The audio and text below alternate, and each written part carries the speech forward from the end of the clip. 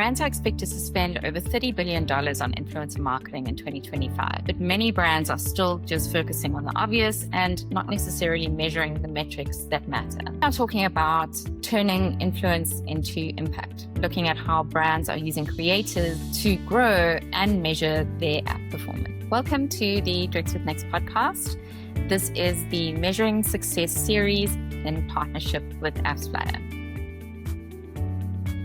My guest today is Marian Balinoff, an experienced influencer marketing strategist and consultant. Marian, thank you so much for joining me today. I'm really excited to chat to you about this. Hey, Nikki. Thank you so much for inviting me. I'm really looking forward to our chat. Cool. So to get started, I wanted to find out what drew you to influencer marketing. Well, to be fair, nothing really drew me to influencer marketing. I started in influencer marketing 11 years ago. I was actually still studying. I was doing my master's and I was looking for a company to work with in parallel with my studies. And I really stumbled upon this internship in that company. And so that's when I actually started in influencer marketing. And because I acquired experience over the years, I actually stayed in that field, but nothing really drew me. It was never a choice per se. I don't really follow any influencers myself. It's just, where I've acquired most experience in my career. Okay, great. So just kind of stumbled in and have been in it since and just doing... Exactly. To give everybody a little bit of context, you have been in the industry for over 10 years, I think 11 years now, and you have just collaborated with 𝘓𝘓𝘃𝑐𝑠 on an influencer marketing guide, which I found very insightful and why I wanted to have this chat with you. I thought it would be really great for everyone else to get the insights that you've gained over the last few years and help them with their strategies. I think you've said that influencer-driven installs are seeing a 23% plus lift, 7-day retention over paid user acquisition. What do you think is fueling this wave of investment into influencer marketing? I think there's several things, right? So the first one is marketing has always been hard to measure and attribute. But with all the changes that the industry has been facing on the mobile side of things, with privacy and everything related to Apple, I know marketers are starting to change their mindset, and they are actually realizing that they cannot measure everything to the last install, right? They are actually more comfortable nowadays estimating part of the traffic, and so they are turning to other sources of user acquisition that are not just Meta, Google, and etc. So you see an increase in spend with influence marketing, with podcasts, and all those types of channels that are driving more organic traffic. And on top of that, there are more and more companies launching influencer campaign. And I think it's common knowledge nowadays that traffic coming from influencer marketing, when done right, is really, really good quality traffic, because it comes from as if it was a friend recommending you using an app or product. And it's also more valuable. Definitely. You touched on a point there, like if they're doing it right. I think from my perspective, I ran with a team who ran an influencer marketing campaign for a financial institution, but there was a lot we didn't do right. What are the biggest mistakes that you're finding businesses making when it comes to influencer marketing? So I think, first of all, the biggest one for mobile apps and games in general is not to invest enough, because, as we said, measurement of the campaign is tricky because most of the traffic is organic, right? So if you're not able to assess your impact on organics, you're never going to be able to reach your goals, especially if those are performance goals like profitability. It's really important for those companies to actually invest enough money to actually move the needle in your organics and be able to attribute the spike in those organics back to your campaign. So the first mistake is not spending enough. And if you don't spend enough, you might have the best influencers with the best possible content driving the best possible traffic. You're not going to be able to attribute that traffic back to your campaign because it's going to be blurred into all your organic traffic. And so that's probably the biggest mistake to begin with. And then obviously there are others along the way of like selecting the right creators, having the right brief, etc. But to begin with, and I think the biggest one is probably about like spending actually enough money. You spoke about the influencer marketing traffic getting mixed up in all your other organic traffic. Can you just talk us through what that looks like practically. Of course. So basically, let's say you have an app or a game, whatever that is active in the US, and that's the market that you want to target, right? And let's say your app has on average 1,000 organic downloads in the US daily. When you're going to be launching a campaign, and if you work with English speaking creators, which have a US audience, those are going to generate traffic, right? But as I said, most of that traffic is actually going to be organic. So if you work with a small amount of creators that are not going to be enough, basically they are going to generate traffic, which is going to be tracked through a link from an MMP, like 𝘓𝘓𝘬𝘴, for example. And so you're going to be able to understand what's the quality of the traffic, but then all the organic traffic, so all those people that are not going to click a link or scan a QR code to download your app, they're going to be looking for that app through the App Store directly, searching by its name. And so that means they're going to download it organically, right? Because it's not going to be tied to your link from your campaign. And so that means that traffic is going to be diluted into all of the traffic that you get organically. So all those 1,000 installs that you have on a daily basis in the US, on iOS, and then on Android, this is going to be mixed in there. So that's why I'm saying, like, it's really important for you to spend enough money, because for example, if you have 1,000 installs on average daily, you should be targeting at least 25% or more, ideally, more installs during your campaign period in order to see across your baseline is going to be 1,000, at least 1,250. So you actually see a spike during your campaign period. I saw that as well when we onboarded an MMP at the bank I was working at. The challenge was that a lot of the, when we talk about attribution windows, if your marketing in general falls out of that attribution window, it starts getting mixed in with organic, and it is a lot harder to justify to business that this is actually coming from marketing, because that's the whole point, right? Is you're trying to show the return on investment from a marketing perspective, whether it's influencers, whether it's Meta, etc. And that's really important point you're making, is to invest enough so that you are seeing the impact and it not just getting blurred. So thanks for that. So with influencer marketing growing, what has changed in the way brands are approaching influencer marketing or seeing influencer marketing as a channel? I think, and what that was one of the big mistakes, let's say at the beginning, brands were seeing creators and influencers as media space, as ads, right? And so they would share briefs that were very strict, with like very strict talking points, sometimes even scripts, in order for them to really control the messaging, making sure that, like that what the influencers would say would be accurate, would be in the right tone of voice per the brand's guideline and everything. And I think this is really shifting, and I think that's what marketers have really started to understand, is that influencers are people, and those people are being followed by their audience because of their own style, because of their own tone of voice, because of their own opinions. And so that's why they are called influencers, because they're influencing their audience. And so if you want your content to perform, you need to give those creators some freedom, right? So obviously it's really important for you to ensure that your talking points are going to be met, and that whatever you're paying for, that the influencer delivers. But at the same time, it's really important to give them that freedom, so the messaging is delivered in a way that resembles the usual content from the creator, because otherwise it's definitely going to be sounding like an ad, and it's not going to resonate within the audience, because they're going to spot right away that the influencer's been paid for that, which is fine that they're being paid, and that it should be transparent, obviously. But at the same time, if the influencer doesn't show like they've actually used the app, used the product, used the service in any way, sharing their experience with it, and tying this content with some sort of like personal experience, this is not going to work. So I think this is one of the biggest shifts that we're seeing with influencer marketing. And what are the most common questions you get about influencer marketing from your I think clients? the first one is probably like, what's the minimum budget, or like the testing budget that I should have? Which then I explain that it's not a set budget for everyone. There's not an envelope with a single number in there that tells you how much you need to invest to begin with.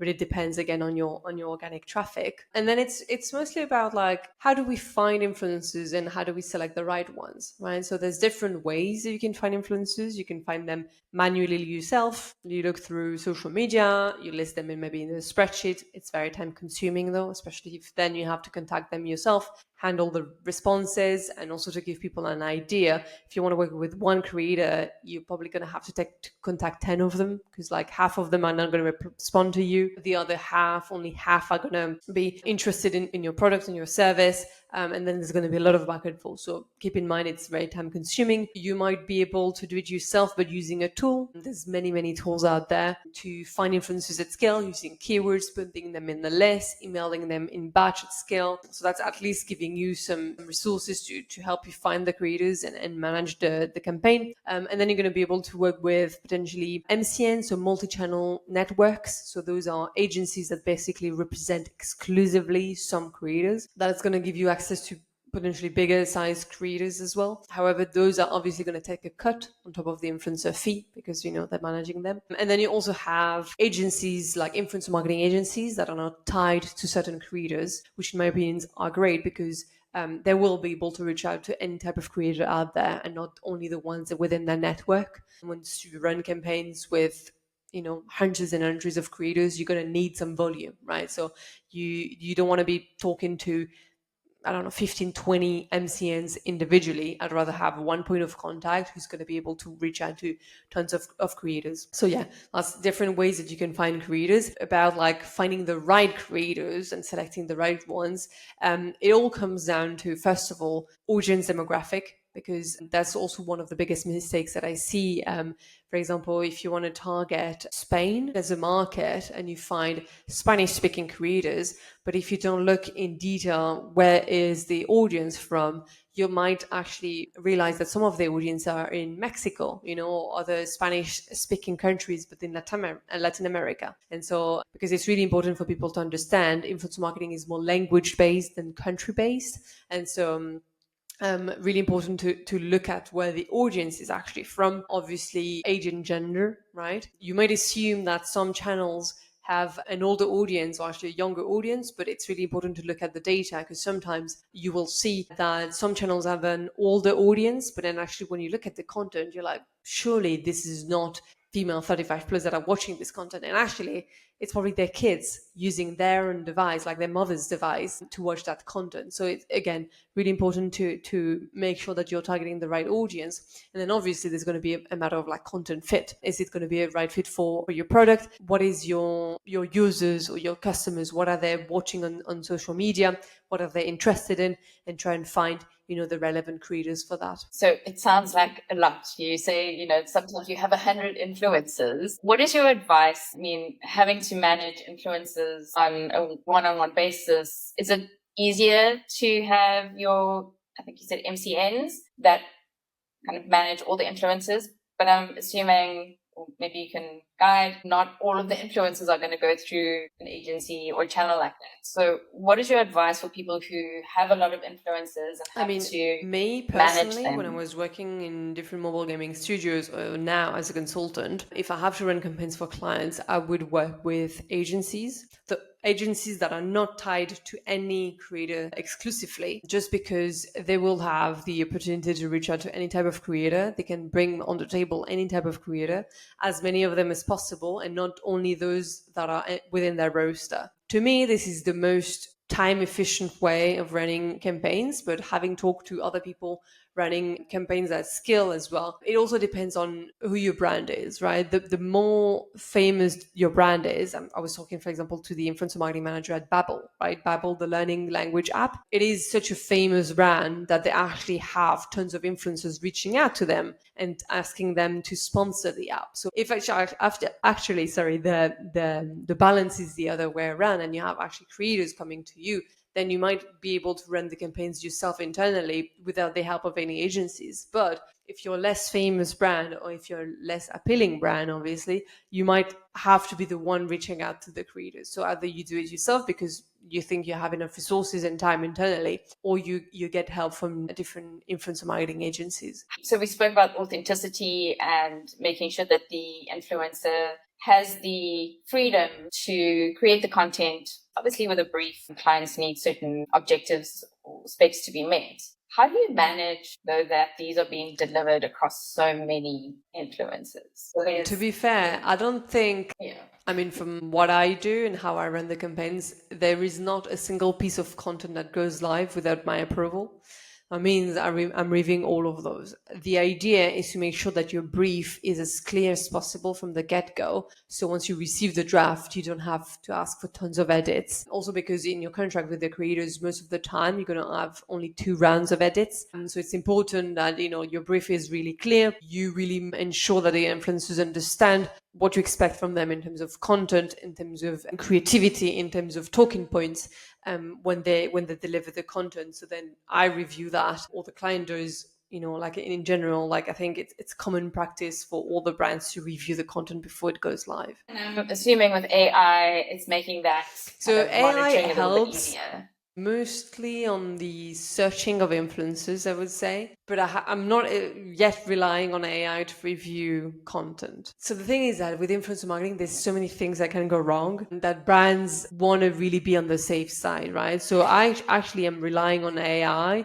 to check the influencer profiles, as in were there any scandals around that influencer, especially if you start working with influencers within, reality TV and stuff like that, can have some more juicy lives, for example. And so it's really important for you to address that and ensure that the influencer hasn't had any specific opinions on whatever topic, right? So this is one way that I'm relying on AI. But I haven't actually found any tools yet that are reviewing content, and I'm not sure yet if brands would be 100% at ease with that. The guide makes a strong point about storytelling, combining your storytelling and performance. And what is a well-rounded strategy look like? It's a very broad question. But if we want to touch upon storytelling, I think that's what we were talking about at the beginning, about authenticity. So it's really important for influencers to get to use your product, to get to use your app, for them to have a real feel of it and be able to share their experience, because otherwise they're talking about something they don't know about. And people will just sense it, right? So that's why it's also important to select influencers that can have a real use of your product or your app, because it will make a difference in the way that they present it, especially if you're solving a problem that they're having that they might have actually talked about before on their social media channels, right? So that's one thing.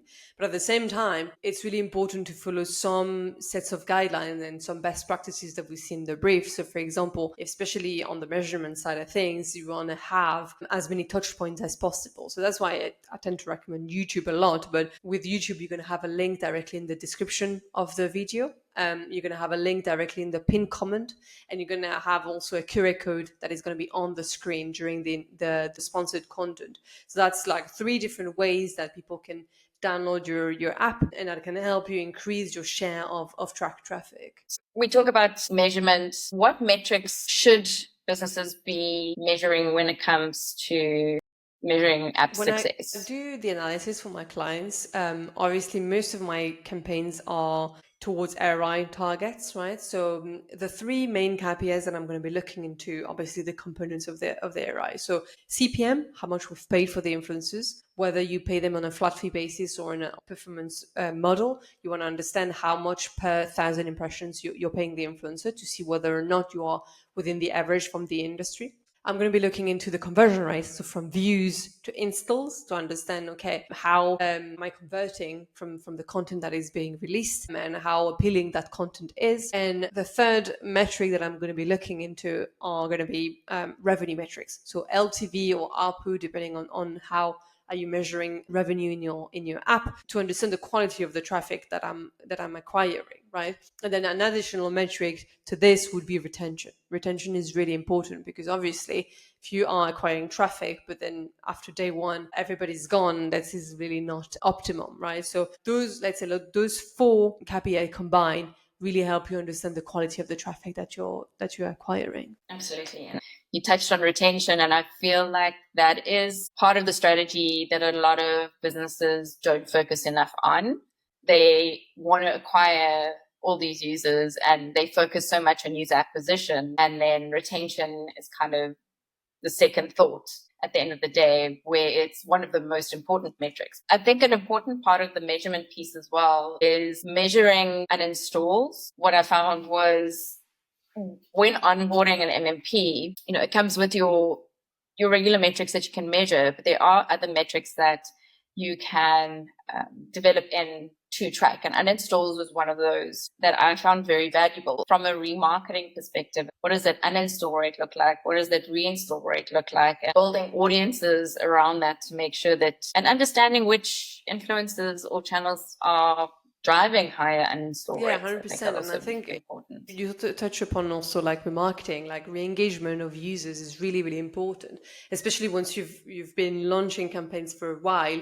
You're going to for sure reactivate some of the users. So it's really important to look into this as well, because otherwise you might be missing out on part of the traffic and that you're not attributing to your campaign. Probably they say that TikTok and Instagram are the leading channels when it comes to influencer marketing. I know that you advocate for YouTube. Can you just unpack your thinking there and why you say that? So my reasoning behind advocating for YouTube is all about measurement and attribution, right? So we do see millions and millions of views on Instagram and TikTok, and that's great. However, when you look into influencer marketing, as my definition, which is having an influencer post content on their own social media channels, so this content lives within their audience without actually boosting this content outside of their audience with like Spark ads or anything. If you release content on Instagram and TikTok, so Instagram Reels, let's say, and TikTok, the tracking link, so the measurement link, is only going to be put in the bio of the creator. Means like you have a reel, and then people to actually click on that link to download your app, they're going to have to go to the bio of the creator, to the profile of the creator, which is clearly not a great user journey and which clearly not happens often, which means most of the traffic coming for those campaigns is going to be organic, which makes it trickier to then understand the performance and optimize your campaigns because you have very little traffic attributed to your campaign.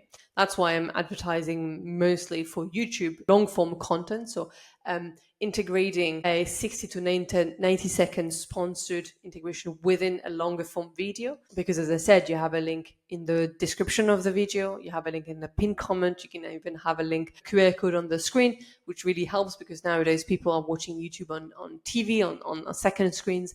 And so that really, really helps you better understand the quality of the traffic that you're acquiring. You interviewed Liz from NordVPN, and she said something quite interesting where when you looked at Instagram, there were other ways that you could try and measure because it is a lot harder, like you just mentioned.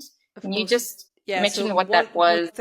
Some tools have been developed, AI tools actually, which are great, where basically in the TikTok or actually Instagram reel, the influencer is incentivizing the audience to comment a certain keyword. So they receive directly a link in DMs, right? And so that really helps with obviously measurement because they kind of have a link directly. So for example, in the case of Liz from NordVPN, it was actually was for the other app, 𝘓𝘓𝘓, but whatever. And so they were asking them to comment eSIM, so they would get a discount code and a tracking link. And so that was sent automatically to all of the people commenting, which first of all is great because it means your post is going to get loads of comments. So the virality is going to increase. And on top of that, each users get specific trackable link in order to be able to download the app and enjoy a discount. If we just look at our conversation on measurement as a whole, it's so important to ensure that you're measuring your app and you're measuring the right metrics. I think there are, which is quite scary, there are a few companies who own apps that aren't measuring or don't have the measurement tools in place to measure success, which to measure any kind of performance on their app. So I'm not sure if you've come across any companies. I mean, we're in South Africa, so it might be a little bit different.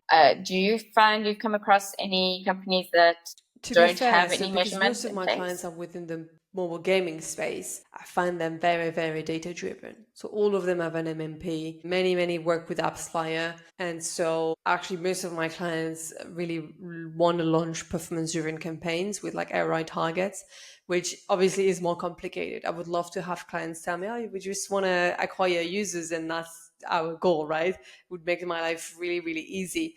But no, like from my experience, like people are really well aware of like all the data side of things, like they're measuring the behavior of the users, like in the app, in the game, but also like the behavior before they even download. You can't not have that data. You can't not measure it, because if you have an app, And that's you the need thing, to know like what's if you going want to on in that optimize, app. you will need some data. I was running like podcast campaign a few years back. I mean, I took over someone who was doing it, and we did not have data on a show basis, only on the campaign level, which is great. Okay, like we know the campaign is profitable or is not, but then if you want to start optimizing your campaign and scaling your campaigns, where do we put our money, right? And so it's really, really important to get that granularity, because otherwise there's no chance you can do it profitably. It's like, okay, we're going to try to replicate the shows that we had that month, and we're going to try and test those new ones, but we have no idea what was driving the best performance. When you talk about measurement mistakes, one of our teams ran an influencer campaign and only used a single one link Exactly. for all the influencers. I think nowadays it's a lot easier to generate lots of unique links that you would can be send surprised, to because some MMPs still do not have bulk creation, and because I'm creating links for, like, let's say 30 influencers who have 3 different platforms every month, and so that's like 90 links. And I'm really glad for AppsFlyer's bulk creation, because within one spreadsheet you can have all of them created at once, and it makes it a lot easier. So I would understand why some companies might not have the time, but it depends obviously on the scale of your campaign. But once you start running with like hundreds and hundreds of creators, it really takes a lot of time to set this up, especially if you on top of that have to set up all the QR codes and share that with the creators. So yeah, to me, and that's not even because, you know, we're working with AppsFlyer. AppsFlyer is definitely the best platform, the best MMP for link creation. Another part to that is also to plan properly. The challenge that we had was it was so rushed. You don't have the time then to get out a link to every single creator. But to your point, I mean, the bulk link creation is a game changer. And it's so important that each influencer has their own link. And like you said, for each platform, I think that's also a really important comment that you made, because you can create one for all platforms, but then again, you don't know which one is performing. I know there's always analysis paralysis and too much data, but it is important to have that granularity when it comes to the influencers and the channels that are performing, because maybe TikTok's performing better than YouTube, and you won't know that unless you've got 100%. those links at that maybe level. From types of creators, as in like vertical, maybe true crime is performing better on YouTube because long form video about like a true crime case is going to perform better, whereas skits or like comedy influencers on TikTok are going to perform better because just the platform is better for that type of content. So again, granularity is really important for you to understand what performs and where to invest your money next. And how are you measuring? Do you have a dashboard? Are you just using AppsFlyer's dashboard? How are you measuring what I would all tend the to do data that's is coming in? so extract all the attributed data from the AppsFlyer dashboard, and I would also look into all the organic data for my clients in order to estimate what was the share of that organic data, organic traffic that I can attribute back to my campaign. And so I would compile both of these into a separate spreadsheet in order to assess per creator what was the attributed performance from the link, what was the organic performance that I'm estimating coming from that influencer. And so then I'm looking at the performance on an influencer basis, but also like I'm taking a step back and looking into the performance on a vertical level, because in influencer marketing, that's also one of the things that is very tricky. If you find one influencer that is absolutely great, deliver the best performance, and you try to find a lookalike, and even if on paper they're exactly the same in terms of audience demographic, in terms of tone of voice, in terms of content, in terms of engagement rate, in terms of everything, the other one might not perform at all. And so that's why it's really, really important to try and take a step back and look at the performance per vertical of creators. So as I said, like true crime, lifestyle, family, etc., and try to assess whether or not this vertical can deliver the right type of traffic for you versus only trying to find specific creators that are going to perform. That's really great advice. Thanks. I think even for listening to that, it's really important to understand how you're bringing different data points together to measure exactly the impact properly. So thanks. So what shifts are coming in the creator space that you think brands need to be aware of or get There's a lot ready of people for? talking about AI influencer. I don't know yet exactly what to think about. I think AI influencer can be created by brands to embody the brand, and I think it would make a lot of sense because it would make it more not accessible but relatable in a way, I guess. If you were to create an AI influencer as per your persona of like ideal customer. But I don't really see that working well for proper influencers that are not like tied to a certain brand, because what makes the difference in influence marketing is, again, the authenticity, the relatability. And I find that it might not be as relatable, obviously, because obviously they're not going to face the same challenges as us humans, right? So definitely something to keep an eye on. But for now, yeah, quite curious to see where this goes. Quite scary that you can't even tell the difference anymore. I was actually playing around the other day with this AI where you can upload a video of yourself talking and then it'll just replicate you. And you can speak different languages, and it's Powerful. so scary. If you could tell any team who is starting out with influencer marketing, if you could give them any advice, what would that one piece of advice be? That's a good question. I would probably tell them not to focus on the obvious, as in, I don't know, you have a cooking game and you're going to be working with cooking influencers, because obviously it makes sense, right? Both in terms of content, in terms of audience demographic.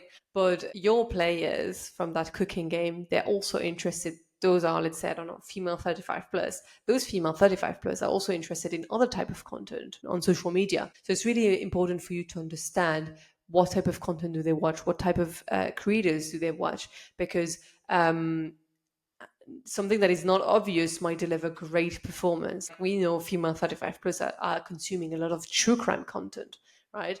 And it is far off cooking, but at the same time, that's where maybe your audience is. So really try to look beyond the obvious and test a lot of things, because at some point you're going to be reaching, the maximum of numbers of influencers that you have found in your niche. And so it's important for you to be able to diversify if you want to scale. So Marian, thank you so much. I've had a great time chatting to you. I've learned a lot, and I'm sure everyone else will as well. So thanks for sharing your knowledge and your experience. And if anybody wants to read your guide, I will put a link in the comments, and they can go to that link and check out your guide, which is really insightful, and it's got a lot of information that you have gone through and even more. So even budgeting, how to budget correctly, so very valuable. And then I will put the links to your profile and everything else in the comments as well. Thank you so much for joining me for this chat. Really liked it. Thank you. Thank you for watching this episode of Measuring Success. If you enjoyed it, please share, like, or subscribe. If you would like to find out more information about Marian, you can find a link to her LinkedIn profile, as well as a link to the Winning Big with Influencers guide that she co-authored with 𝘓𝘓𝘴𝘂. Thanks again for watching. See you in the next episode.